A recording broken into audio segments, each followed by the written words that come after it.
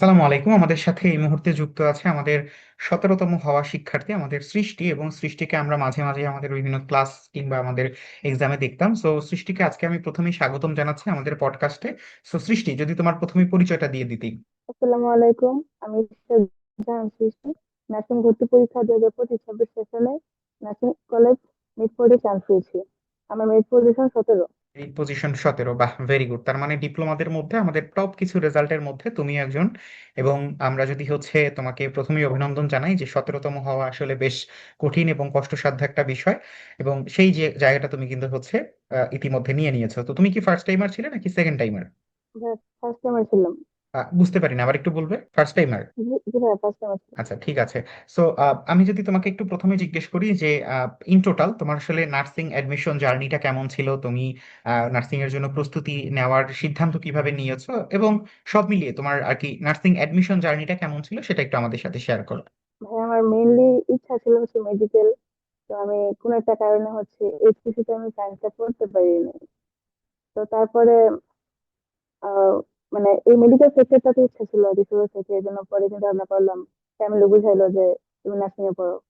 তো নার্সিং এ পড়ার জন্য প্রথমত এইচএসসি পরীক্ষার আগে তেমন আমি কোনো গুরুত্ব দিই নাই। এইচএসসি পরীক্ষার পর যখন পরীক্ষা শেষ হলো তখন আমি মানে বিভিন্ন কোচিং এ ভর্তি হওয়ার জন্য আর কি সবকিছু চেক করতেছিলাম। তখন তামিম ভাইয়ের ভিডিও আর কি আমি ইউটিউবে অনেক আগে থেকে ফলো করতাম, যখন থেকে নার্সিং চিন্তা ভাবনা শুরু করছিলাম। তখন থেকে নার্সিং সম্পর্কে জানার জন্য, নার্সিং এর কোনটা কিরকম, আহ, প্রশ্ন কিরকম হয় এগুলো জানার জন্য তো আমি ভিডিও দেখতাম ইউটিউবে। তারপরে আমি ফেসবুকে লাইভ ক্লাস পাই। ওদের মেবি ইসলাম ভাইয়ের লাইভ ক্লাস ছিল। 24-25 সেশনের ক্লাস ছিল ওই সময়। তখন ওই ক্লাসটা থেকে আমি দেখি যে ক্লাস মোটামুটি ভালো হয়। তখন থেকে আমি বিভিন্ন গ্রুপে অ্যাড ছিলাম শুরু থেকেই। তখন থেকে দেখতাম যে সবাই যে ওএমআর ইয়া করতো, সবাই যে ওএমআর এর যে এক্সাম গুলো দিত ওইগুলা পিকচার পোস্ট করতো। তো ওগুলো কি আমার ভালো লাগতো। তারপরে আমি যখন কোচিং এ ভর্তি হই তখন আমি আব্বুকে বলি যে আব্বু, অনলাইনে ভর্তি হবো। অফলাইনে তো আমার যাওয়া আসা প্রবলেম, প্লাস হচ্ছে টাইম ওয়েস্ট। আবার আমার জার্নি করলে আমার অসুস্থ হয়ে যায়, এটা তো প্রবলেম। তো সবকিছু হিসাব করে দেখলাম যে আমার অনলাইনে ভর্তি হওয়াটা ভালো হয়।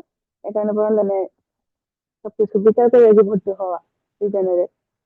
আর শুরুতে হচ্ছে আমার অনলাইনের প্রতি তেমন একটা বিশ্বাস ছিল না, কিন্তু বিজ্ঞানের ভর্তি হওয়ার পরে আমি এইটুকু অন্তত বিশ্বাস পাইছি যে অনলাইনে অফলাইনের প্রতি এত বেশি চাপ দেওয়া যায়। যে ফলে এত কথা বলে না যে চাপে দেখো দিদি, ওইটা আর কি। এত বেশি চাপ দেয় বিজ্ঞানের আমাদেরকে যে অফলাইনে যেরকম ওই যে পরীক্ষাগুলো নেওয়া হয়, এরকম মানে একটা স্টুডেন্ট কতটা চাপে থাকলে তার চান্স প্রাপ্তি নিশ্চিত হয়, সেটা বিজ্ঞানের সময় দেখলে কি বোঝা যায় না। এটা অবশ্যই ঠিক, কারণ তোমাদেরকে আসলে প্রেশার দেওয়া হলে তোমরা আসলে জিনিসটা বুঝতে পারবে যে আমরা কি করা দরকার, কিভাবে পড়া দরকার। এবং আমরা আসলে তোমাদেরকে প্রেশার দেই মানে কি, যখন তোমার সামনে একটা চেকলিস্ট থাকতেছে যে তোমার কি কি করতে হবে না করতে হবে, ওইটাই তোমার কাছে প্রেশার মনে হবে। এটা তুমি এখন ধরো চান্স পেয়ে গিয়েছো, এখন কিন্তু তোমার কাছে মনে হচ্ছে যে কি করব, কোথায় যাব, কি করব। কিন্তু তোমার সামনে যদি এখন আমি ধরিয়ে দেই যে তুমি আগামীকালকে এখানে যাবে, পরশুদিন এখানে যাবে, তারপরের দিন এই কাজটা করবে, তখনই তোমার কাছে মনে হবে যে একটা প্রেশার। এবং সেই জিনিসটাই কিন্তু আমরা তোমাদেরকে আমাদের অ্যাপের মাধ্যমে অনেক ইজিলি দিতে পারি, এবং তোমরা সেটা সমাধান করে নিজের মধ্যে একটা কনফিডেন্স গেইন করতে পারো। যাই হোক, সো আমি যদি তোমাকে বলি যে তোমার আসলে এই জার্নিতে তোমার আসলে কখনো মনে হয়েছে কিনা যে তুমি একদম বাংলাদেশের মধ্যে 17তম অবস্থানে পৌঁছে যাবে বা টপ 20-র মধ্যে তুমি থাকবে, এই বিলিফটা তোমার মধ্যে কবে আসা শুরু করেছে, বা তোমার কি মনে হয়েছে কিনা একবারও? ভাইয়া, প্রথমত হচ্ছে যখন মান্থলি এক্সাম গুলো দিতাম শুরু থেকে, তখন যখন একটু টপ করতাম আর কি মান্থলি এক্সামে, আমি চারটাতে তিনটাতে টপ করছিলাম। তো তখন আমার মনে হতো যে না, আমার একটা স্পৃহা ছিল যে আমার জাতীয় মধ্যে টপ 10-এ থাকতে হবে। একটা ইচ্ছা ছিল আমার শুরু থেকে যে আমি চান্স পাবো, এটা আমি নিশ্চিত, আমি জানতাম। কিন্তু আমার জাতীয় মধ্যে টপ করতে হবে, এটা আমার ইচ্ছা ছিল শুরু থেকে। কিন্তু মানে 17তম হব, এটা লাস্টের দিকে, লাস্টের 2 দিন আমি খুবই বেশি হতাশ হয়ে গেছিলাম। কারণ এক্সামের 3-4 দিন আগে আমি খুবই অসুস্থ হয়ে পড়ছিলাম। তখন আমার এরকম মনে হয়েছে যে আমি আপাতত চান্স পেলে না, আমার জাতীয় হয়ে থাকা লাগবে না, এরকম মনে হয়েছিল। বাট এক্সাম দেওয়ার পরে আমার প্রশ্ন দেখার পরে আবার মনে হইতেছিল যে না, অনেকগুলো ভুল হয়েছে, আল্লাহ জানে কি হয়। রেজাল্ট করার পর আলহামদুলিল্লাহ অনেক অনেক বেশি সুখী আল্লাহর কাছে যে আমি 17তম হয়ে গেছি। টপ 10-এ না থাকতে পারলে মানে একটা ভালো পজিশন গেইন করছি, এটাই অনেক অনেক সুক্রিয়া। তার মানে আমরা যে তোমাদেরকে ট্যাবের প্রলোভন দেখিয়েছিলাম, ট্যাবের প্রলোভন, সেই ট্যাবের প্রলোভনে আসলে আনফরচুনেটলি তোমরা অনেক বেশি উদ্বুদ্ধ হয়েছিলে যে থাক, ট্যাবের প্রলোভন যেহেতু দেখিয়েছে তাহলে হচ্ছে আমরা চেষ্টা করি, এবং চেষ্টা যদি টপ টেনে থাকি তাহলে তো একটা ট্যাব পেয়ে যাচ্ছি। সো সেইখান থেকে তুমি আনফরচুনেটলি হয়তো বা একটু দূরে চলে গিয়েছো।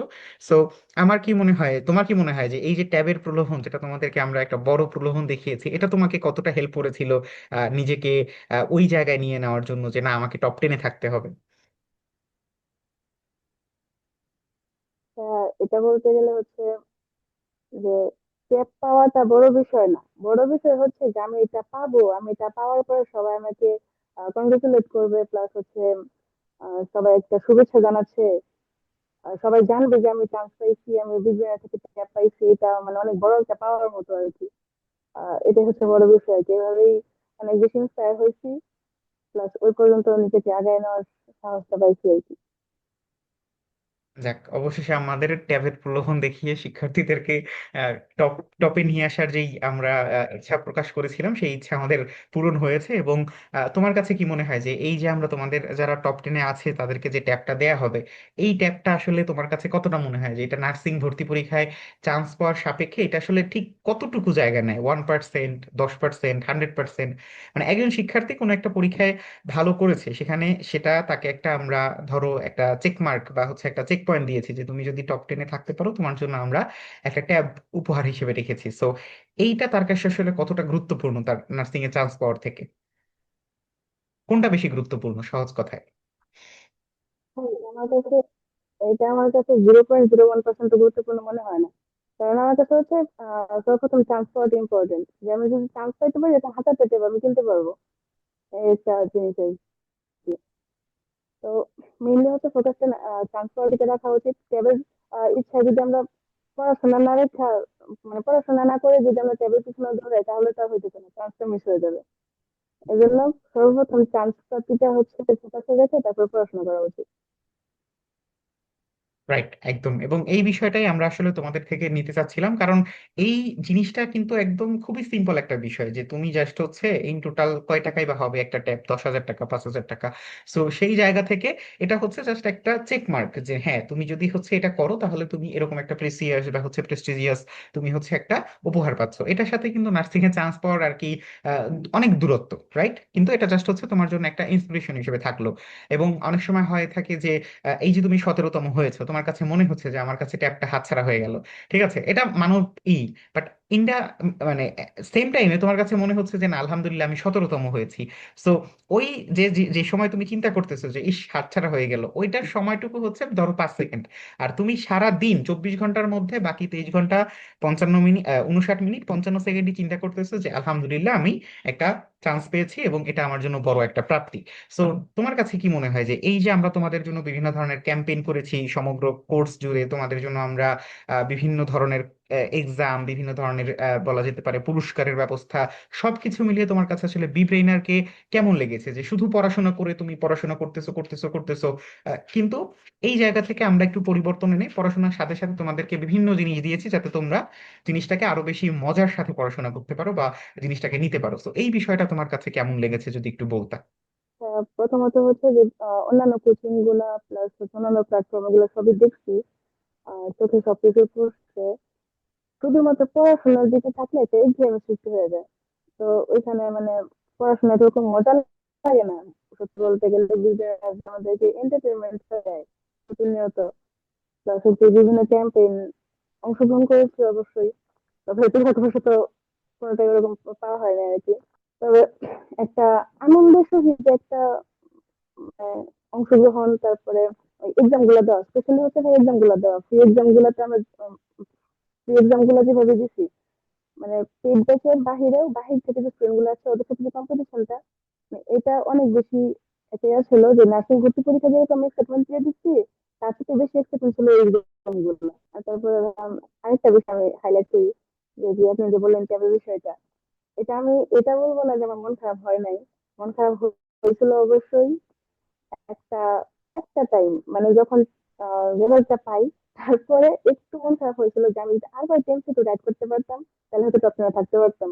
আমার ইচ্ছে বলে কেন রাইট হলো না, এগুলো কেন ভুল করলাম, জানা কোশ্চেন ভুল করছি, মানে এই একটা কোনো টেনশন ছিল। সমস্যা নাই, তোমার 17তম হয়েও তারপরে তুমি মিডফোর্ডেই আছো, আবার 10মের মধ্যে থাকলেও তুমি মিডফোর্ডেই থাকবে।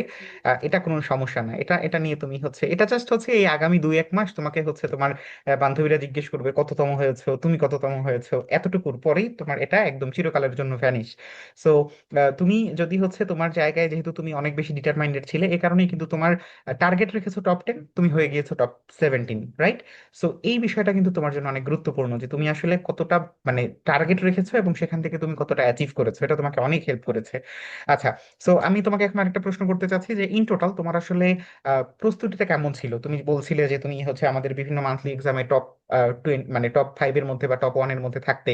সো তোমার আসলে প্রস্তুতিটা কেমন ছিল, যেটা তোমার যারা সেকেন্ড টাইমের জন্য প্রস্তুতি নিচ্ছে ওদেরকে হেল্প করবে, এটা যদি একটু বলতে। হ্যাঁ, আমার প্রস্তুতি বলতে ম্যাথ তো ফুললি কভার ছিল আগে থেকে, ম্যাথ আমি ভালো পারি। আর ইংলিশটা মোটামুটি কভার ছিল, ইয়াটা বাদে, মেমোরাইজিং পার্টটা বাদে।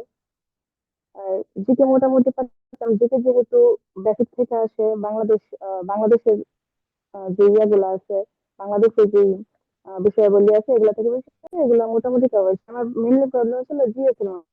বাংলা কভার ছিল, জিএস এর মধ্যে প্রবলেম ছিল ওই যে আপনি যে কোশ্চেন গুলা করতেন বায়োলজির, স্পেশালি একটু কঠিন কঠিন আসতো ওইগুলা, যখন একটু মার্ক কম পাইতাম তখন একটু হতাশ হয়ে যেতাম আর কি। তারপরে ও, আবার তুমি বই তো পড়তাম সাধারণ বিজ্ঞান এভাবেই দিয়েছো, সাধারণ বিজ্ঞানের কথা প্রিপারেশন বলো, তোমার কাছে যেহেতু আলহামদুলিল্লাহ। বই ছিল। সো একটু বলো যে আসলে সাধারণ বিজ্ঞান, জীববিজ্ঞান অংশটা তোমার কাছে কেমন মনে হয়েছে? আমি তো হচ্ছে প্রথমে ভাবছিলাম যে তোমাদেরকে প্রুফ দিব যে বইয়ের এখান থেকে আসছে, পরে দেখি যে সব একদম চোখের সামনে, আমরা যা কিছু লিখেছি, যতটুকু যেভাবে তোমাদেরকে সাজিয়ে দিয়েছি সিরিয়াল ভাবে ওইভাবেই এসেছে। এবং এমনকি একটা প্রশ্ন, ওই যে তোমাদের আহ, উন্নত জীবনধারা বা উন্নততর জীবনধারা, ওখান থেকেও একটা প্রশ্ন এসেছে। তো ওইটা দেখার পর আমার খুব ভালো লেগেছে যে আমি যে তোমাদের জন্য টপিকগুলো সাজিয়েছি সেটার একটা বড় পোর্শন আসলে কমন পড়েছে। সো তুমি যদি একটু বলতে যে সাধারণ বিজ্ঞান তোমার আসলে কেমন লেগেছে পরীক্ষার হলে প্রশ্ন পাওয়ার পরে। সাধারণ বিজ্ঞান তো অনেক বেশি ইজি আসছে, ওই ইজির কারণে আমি ভুল করে আসছি। সত্যি কথা যেটা, মানে যে কটা ভুল হয়েছে ওইগুলো হচ্ছে যে সাধারণ বিজ্ঞান যে মেন বইটা আছে ওইটা পড়লেই হয়তো, ওটা আমরা এত বেশি গুরুত্ব দিই নাই সত্যি বলতে। আর অনেক বেশি ইজি হয়েছে, মানে সাধারণ বিজ্ঞানটা দেখার পরে হয়তো না খুশি ইজি হয়েছে, যখন বাংলাদেশি তখন একটু ইয়া লাগছে আর কি। এটা মানে স্বাভাবিক আপনার একটা পড়ান, বিষয়। আপনি বায়োলজি, বায়োলজি আপনি কেমন হয়েছে এটা বায়োলজি যদি একটু পড়েন, বলতে। আপনার ক্লাস অনেক বেশি ভালো লাগছে। থ্যাংক ইউ, খুবই হ্যাঁ, ধন্যবাদ বায়োলজি তো তোমাকে। সবসময় ফেভারিট সাবজেক্ট ছিল। যাক, এটা আসলে আমাকে পরবর্তী সেশনের ক্লাস নিতে অনেক হেল্প করবে, এবং তোমাকে অনেক ধন্যবাদ এটা উল্লেখ করার জন্য। যাই হোক, সো এইভাবেই তোমার আসলে প্রস্তুতি ছিল। এখন একটু বলবা যে আমাদের বিবৃনের যে এক্সাম সিস্টেম সেটা তোমার কাছে কেমন লাগতো, মানে এটা কতটা ইউনিক তোমার কাছে মনে হয়েছে? হ্যাঁ, আমি একটা সত্যি কথা বলি যে আমি প্রত্যেক দিন এক্সাম কখন শুরু হবে সেই টাইমটা অপেক্ষা করতাম। মানে, ধরেন যে 10 তারিখ শুরু, আমি জাস্ট 10 তারিখ ক্লিক করে আমি ঢুকছি এক্সাম দিতে। এক্সাম আগে দিয়ে দিয়ে শেষ করছি, তারপর অন্য কাজ। মানে এরকম এক্সামের প্রতি এরকম ডেডিকেশন ছিল আমার, যে আমার সবার আগে এক্সাম দিতে হবে, আমি পারি আর না পারি, টপিক পড়া হোক আর না হোক সবার আগে এক্সাম। আর প্রত্যেক দিন যেই লাস্টের দিকে যে 4-5টা এক্সাম থাকতো, ওটা একটু পেন মনে হতো, বাট ওটা মানায় নিতাম আর কি, যে না আমার এক্সাম দিতে হবে, পড়ি আর না পড়ি আমার এক্সাম দিতে হবে, অসুস্থ থাকলে এক্সাম দিতে হবে, এটা ফোকাস ছিল। হ্যাঁ, এটা আমরা আসলে আমাদের বিগত বছরের শিক্ষার্থীদেরকেও দেখেছি যে তারা আসলে ধারাবাহিকতা মেনটেন করার ব্যাপারে খুবই স্ট্রিক্ট ছিল, যে তাদেরকে ধারাবাহিকতা মেনটেন করতেই হবে। কারণ আমি যদি আজকে 80% তুলি, আগামীকালকে যদি আমি একেবারেই কোনো পরীক্ষা না দিই, তাহলে কিন্তু আমার 80%টা 0% হয়ে গেল। তো আমি যদি 80%-এর জায়গায় 50%ও পাই, তবু আমার কি ইন টোটাল 130% হয়ে গেল 2 দিন মিলিয়ে। সো এই বিষয়টা তোমাদেরকে আসলেই অনেক হেল্প করেছে, এবং আমার মনে হয় যে তুমি যে ডেডিকেশন দেখিয়েছো সেটা আসলে এই জায়গাটায় সব থেকে বড় অবদান রেখেছে। আচ্ছা, এবার যদি একটু বলতে যে আমাদের এই বিব্রেইনারের যে ইন টোটাল তোমার কি মনে হয়েছে, যে আমাদের যে এক্সাম ফিচার বা হচ্ছে এক্সাম এক্সপ্লানেশন, এই বিষয়গুলোর ব্যাপারে যদি একটু জানাতে আমাদেরকে। এক্সাম দেওয়ার পরে যে রেজাল্টটা আসার পরে যে অ্যানালাইসিস গুলো থাকতো, ওইখানে এমসিকিউটা পড়ার পরে তারপরে যে এক্সট্রা তথ্যগুলো থাকতো, মানে ব্যাখ্যা সহ, ওইগুলা পড়লে, মানে ধরেন যে একটা ক্লাস হয়েছে আমাদের, ওই ক্লাস হওয়ার পরে দিন যে আমরা এক্সামটা দিলাম, একটা টপিক থেকে 50টা এমসিকিউ পড়ার পরে আমার মনে হয় না ওই ব্যাখ্যাগুলো সহ পড়ার পরে আরো বেশি কিছু পড়ার প্রয়োজন পড়ে। যাক, তুমি আসলে এক্সপ্লানেশন ব্যাপারটাকে খুব সুন্দর করে আবার এক্সপ্লেন করলে। সো তোমার কাছে সর্বশেষ প্রশ্ন যে তোমাদের মানে পরবর্তী সেশনের জন্য যারা যুক্ত হবে কিংবা পরবর্তী সেশনের ব্যাপারে যারা জানতে আগ্রহী, তাদের ব্যাপারে যদি তোমার কোনো সে থাকে সেটা আমাদেরকে একটু জানাও যে কি করা উচিত, কিভাবে প্রস্তুতি নেওয়া উচিত, কি পড়া উচিত, কোন কোচিং করা উচিত, কেন করা উচিত, এই বিষয়গুলো একটু যদি আমাকে উল্লেখ করতে, কিংবা বই কতটা প্রয়োজন, বইয়ের ফিচার কতটা গুরুত্বপূর্ণ, তারপরে হচ্ছে অর্গানাইজ পড়াশোনার জন্য অনলাইন কতটা গুরুত্বপূর্ণ, এই বিষয়গুলো একটু ইন টোটালে আলোচনা করে আমাদেরকে জানাবে। অনলাইনে পড়ার মতো, তারা যদি অনলাইনে ক্লাস করতে পারে, অন্যদিকে মনোযোগ না যায়, অনলাইনে পড়ার মতো সুবিধা আর কোনো জায়গায় নেই। কারণ অফলাইনে প্রথমত যাতায়াত সমস্যা, সময় খরচ, টাকা পয়সা খরচ, সবকিছুতে সমস্যা। যারা অনলাইনে ক্লাস করতে পারে তাদের জন্য অনলাইন বেস্ট। আর বিজ্ঞানের কথাই কেন হাইলাইট করব, কারণ হচ্ছে বিজ্ঞানের প্রথমত এক্সাম সিস্টেম, যে পরিমাণ এক্সাম নেওয়া হয়, এই এক্সামের কোশ্চেন গুলো সলভ করলে মনে হয় না যে যার মোটামুটি পড়া আছে আগে থেকে তার প্রস্তুতি খুব একটা ঘাটতি থাকে। আর পরবর্তী সেশনের জন্য বলবো যে বই পড়ার যে বিষয়টা, প্রথমত বিজ্ঞানের যে বইগুলো, ওইগুলো পড়লে মোটামুটি একটা প্রস্তুতি হয়ে যায়। এর পাশাপাশি মেন বই পড়া মাস্ট, মেন বই মাস্ট পড়তে হবে, কারণ মেন বই থেকে কোশ্চেন করে। তো মেন বইটা যদি ভালো করে পড়া থাকে, তাহলে মানে 100%-এর মধ্যে 90% মোটামুটি ভালো প্রস্তুতি হয়ে যায় আমার মনে হয়। এরপরে বাহ, হচ্ছে ভাইয়া ভেরি যে গুড। আমাদের ক্লাসগুলো, হ্যাঁ, বলো। আমরা যে মানে যেভাবে ক্লাস, আপনারা যে ক্লাসগুলো নেন, তো মানে ক্লাসগুলো এত সুন্দরভাবে আপনারা বুঝান যে মনে হয় না যে আমরা মানে অনলাইনে বসে বসে ক্লাস করতেছি, মনে হয় যে সামনে বসে ক্লাস করতেছি, এরকম মনে হয়। যে ওরকম মাঝে মাঝে হাসিও হয়, মাঝে মাঝে মজাও হয়, আবার সিরিয়াস মোমেন্টও আছে, আবার ভালোভাবে পড়াও বুঝতেছি, এরকম আর কি। Very good. আচ্ছা, আমাকে একটু বলবা যে তোমাদের যে একটা অফলাইন এক্সাম নেওয়া হয়েছিল, মানে ক্যামেরা অন করে তারপরে তোমাদেরকে আমাদের সামনে পরীক্ষা দিতে হয়েছিল, ওইটা তোমাকে আসলে মূল পরীক্ষায় কতটা হেল্প করেছিল? ওইটার যে বিষয়টা, ওইটা হচ্ছে যখন আমি ক্যামেরা অন করে এক্সাম দিই, তখন মনে হচ্ছে যে টিচার আমার সামনে থাকতেছে। মানে এক্সাম হলে যেরকম মনে হয় যে teacher থাকতেছে চারপাশে, আমি কারোর দিকে তাকাইলে আমার ঘাড় মটকে যাবে, এরকম। ওই যে আমি যদি চোখটা যদি আমার ছাতা থেকে সরাই, তাহলে মনে হচ্ছে মানে শাহিন ভাই একটা থাপড় মারবে, এরকম মনে হতো আর কি। তো ওইভাবে আর কি, ওটা অনেক বেশি হেল্পফুল ছিল যে আমি ক্যামেরার সামনে বসে এক্সাম দিচ্ছি, এটা মানে মনে হচ্ছিল যে আমি এক্সাম হলে বসে এক্সামটা দিচ্ছি। অনেক বেশি তো হেল্পফুল ছিল এটা এটা। আসলে তোমাকে মূল পরীক্ষায় কতটা হেল্প করেছে, মানে ওই যে আমরা যে তোমাকে একটা ভয়ের ফিল দিয়েছি, ভয় তো অবশ্যই পরীক্ষার হলে নার্ভাসনেস কাটানোর জন্য আমরা তোমাদেরকে দিয়েছি, তো সেটা তোমাকে পরীক্ষার হলে প্যানিক দূর করতে বা নার্ভাসনেস দূর করতে সাহায্য করেছে কিনা? অবশ্যই হ্যাঁ, অনেক বেশি সাহায্য করেছে। আহ মানে আমি একটু অসুস্থ ছিলাম, ওই অসুস্থতা যদি না থাকতাম, তাহলে মানে মোটামুটি ঠিক ছিলাম। অবশ্য আমি এমনিতে এক্সাম হলে কারোর দিকে তাকাই না তেমন, সোজা খাতার দিকে তাকাই এক্সাম দিচ্ছি পুরোপুরি, কি কি করলো না করলো আমার। ও হ্যাঁ, একটা জিনিস, আমার না এক্সাম হলে পিছন থেকে একটা মেয়ে ডাকছিল এক্সাম হলে আর কি, তো আমি ওইদিকে তাকাই নাই। তো মনে পড়লো এখন। কোনো সমস্যা নাই, এটা তোমার নিজের ইচ্ছা, নিজের মর্জি, এটা আসলে তোমার কোনো খারাপ বিষয় না, এবং এটা যে তুমি দেখালে ভালো হতো এমনও না। বাট ইন টোটাল তুমি আসলে খুব সুন্দরভাবে তোমার পরীক্ষাটা সম্পন্ন করেছো, সেটা বোঝাই যাচ্ছে, যে কারণে তোমার 17তম হওয়ার যে পথ সেটা আসলে সহজ হয়েছে। যাই হোক, তোমাকে এবং তোমার পরিবারকে অনেক অনেক শুভেচ্ছা এবং আরো একবার অভিনন্দন জানাই। দেশের মধ্যে 17তম হওয়া, এটা আসলে খুব বড় একটা গর্বের বিষয়। এবং আমি যেটা বলবো সেটা হচ্ছে যে যেই চেষ্টার জন্য তুমি এখানে আজকে এসে পৌঁছেছো, সেই মানবিকতা, সেই বলা যেতে পারে রোগীর প্রতি যে একটা বিশেষ বলা যেতে পারে সেবা কিংবা হচ্ছে মানবিকতা, সেটা যেন হচ্ছে সবসময় বজায় থাকে। এবং আগামী 6 মে তোমাদের হচ্ছে ক্লাস শুরু হবে।